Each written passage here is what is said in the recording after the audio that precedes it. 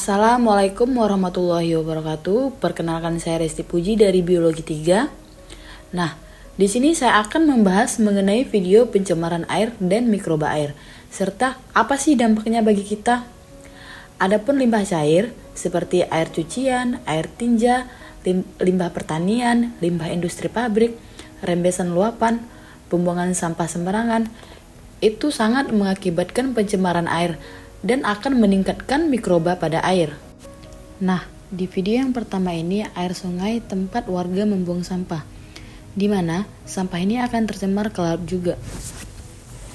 Di video ini bisa kita lihat, sungai ini tercemar disebabkan banyaknya sampah plastik yang ada di air. Sampah-sampah itu dapat mengotori air dan menjadi tempat bakteri, tempat tumbuhnya bakteri patogen, jamur atau mikroba jahat yang akan menyebabkan ikan mudah terserang penyakit. Selanjutnya itu ada pencemaran air sungai yang disebabkan oleh limbah industri. Limbah industri akan mencemari air sungai karena banyaknya kandungan kimia. Selain membuat airnya menjadi kotor, kehidupan biota air juga akan terancam akibat dampaknya limbah, di mana limbah industri ini juga akan mengakibatkan rusaknya ekosistem lingkungan.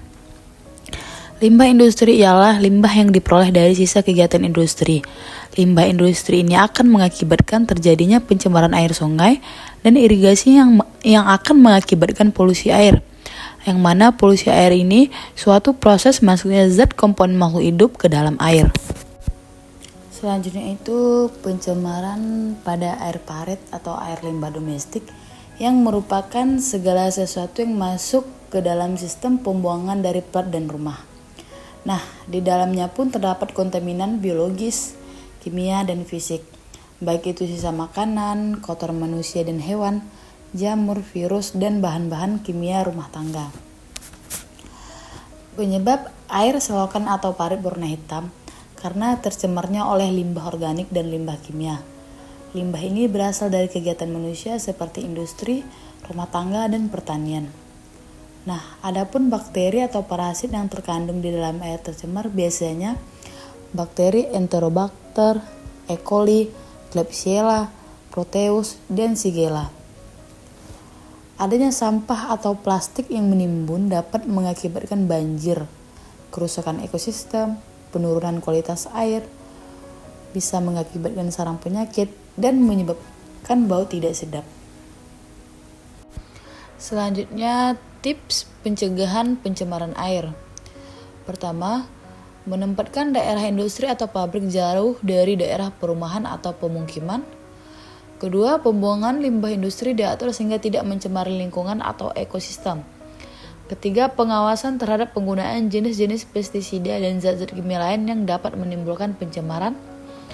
Keempat, memperluas gerakan penghijauan. Kelima, tindakan tegas terhadap perilaku pencemar lingkungan.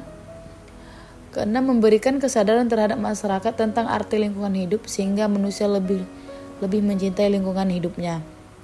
Terakhir, melakukan intensifikasi pertanian. Selanjutnya itu ada penanggulangan pencemaran air. 1. Melakukan pengolahan limbah dengan benar. 2. Menggunakan bahan-bahan yang ramah lingkungan. 3. Tidak membuang sampah di sungai atau sumber air lainnya. 4. Menggunakan deterjen yang ramah lingkungan. 5.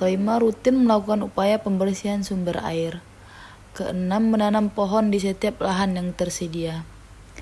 Sekian yang bisa saya sampaikan, kurang dan lebihnya saya mohon maaf. Wabillahi taufiq wal hidayah. Wassalamualaikum warahmatullahi wabarakatuh. Terima kasih.